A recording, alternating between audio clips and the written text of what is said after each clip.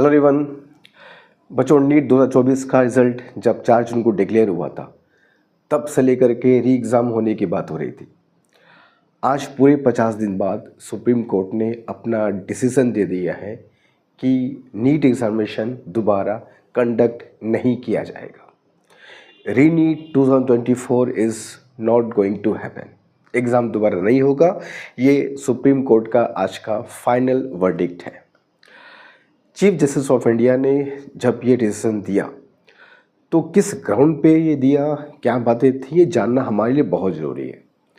सबसे पहली बात, जैसा कि तुमको मैंने अपनी प्रीवियस वीडियो में भी कहा था, पिटिशनर कितना भी हाथ पाँव मार ले, कोई कितना भी कुछ कह ले, जब तक कोर्ट के पास कोई एविडेंस नहीं होंगे कि सिस्टमेटिक पेपर लीक हुआ है, लार्ज स्केल पर हुआ है, बेनिफिशियरी बहुत लोग हैं, तब तक बहुत मुश्किल है कि री एग्ज़ामिनेशन हो।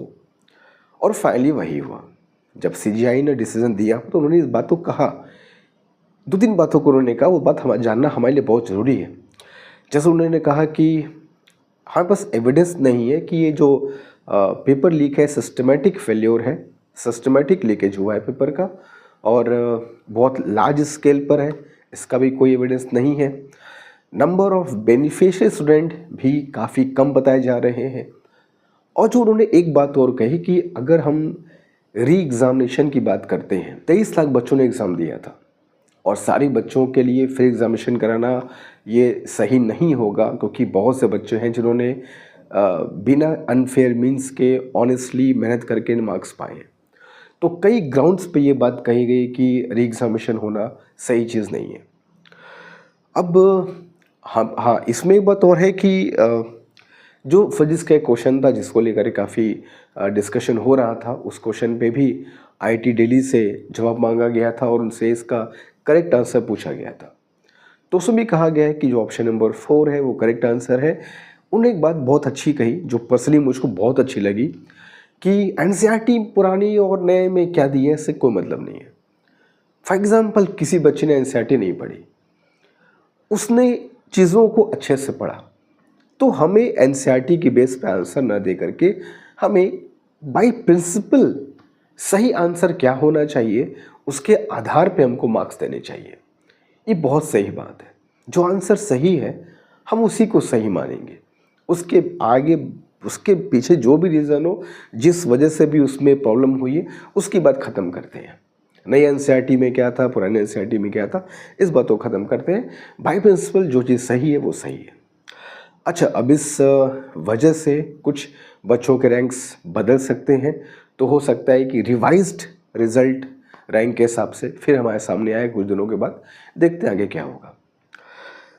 अब जिन बच्चों के मार्क्स अच्छे हैं, जिन्होंने ऑनेस्टली प्रिपरेशन किए, मेहनत किए, तैयारी किए, मार्क्स अच्छे आए, जिनके चांसेस हैं कि उनको गवर्नमेंट कॉलेजेस मिल जाएंगे, उन सभी को बहुत बहुत कॉन्ग्रेचुलेशंस। काउंसलिंग कराएं और आगे बढ़े।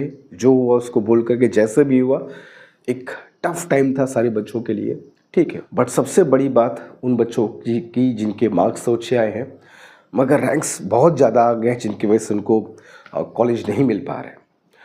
शुरुआत से मैंने हमेशा एक बात कही कि लड़ाई जो भी कहो 600 से 650 मार्क्स पाने वाले बच्चों के लिए सबसे अहम है, क्योंकि इसमें से बहुत बच्चे हैं, आई डोंट नो कि क्या है कैसे, मगर हर बच्चे ने अनफेयर मीन्स यूज़ किया है ऐसा तो नहीं कह सकते। बहुत बच्चे होंगे, बहुत कम ही बच्चे ऐसे होते जो अनफेयर मीन्स यूज़ करते हैं। मैक्सिमम बच्चे मेहनत करते हैं, बहुत सेक्रीफाइस करते तब जाके मार्क्स आते हैं। तो 610 से लेकर के 650 तक के जो बच्चे हैं जिनके मार्क्स आए हैं, मेहनत किया है और फिर भी कॉलेज नहीं मिल रहे हैं, शुरुआत से मैं कह रहा हूँ कि सबसे बड़ी लड़ाई इन बच्चों की ही है। उन बच्चों के लिए अब क्या किया जाए? बहुत मुश्किल है कि उनको शायद कॉलेज मिल पाए, बट हार्ड लक उन लोगों के लिए, यही कह सकता हूँ। एंड बस एक बात और कहूँगा, this is how life goes. बहुत ज़्यादा हमको चीज़ों को सोचने की समय की ज़रूरत नहीं। ऐसा बहुत बार होता है कि हम बहुत मेहनत करते हैं, हमारी कोई गलती नहीं होती है, मगर फिर भी रिज़ल्ट हमारे फेवर में नहीं आते। तो अब उन बच्चों को क्या करना है? अब उन बच्चों को दोबारा एग्जामिनेशन देना है, काउंसलिंग कराना है, क्या करना है? अभी इन सब चीज़ों की बात मैं नहीं करूँगा।